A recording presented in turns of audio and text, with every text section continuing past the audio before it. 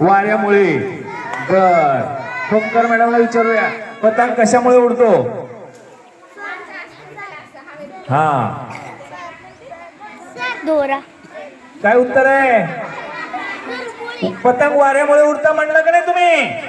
मग पतंगाला दोराच बांधला नाही आणि असा सोडून दिला, उडतो का मग? मग पतंग कशामुळे उडतो? जर त्याला दोरा बांधला आणि जर उडवला तरच उडतो की नाही? जर त्याला मांजा नसेल, पतंगाला जर तर तो उडतो का?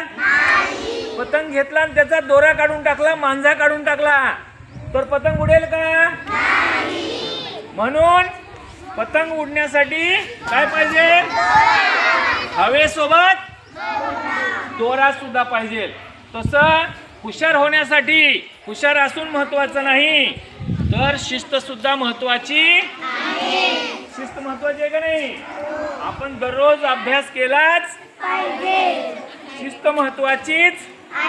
जसं पतंगाला दोरा काय करतो? ओढून ठेवतो, त्यामुळे तो हवेत वर उडतो की नाही? तसं आपल्या जीवनामध्ये जर शिस्त असेल तर आपण सुद्धा यशस्वी होतो. म्हणून आपण शिस्त पाळली. हा,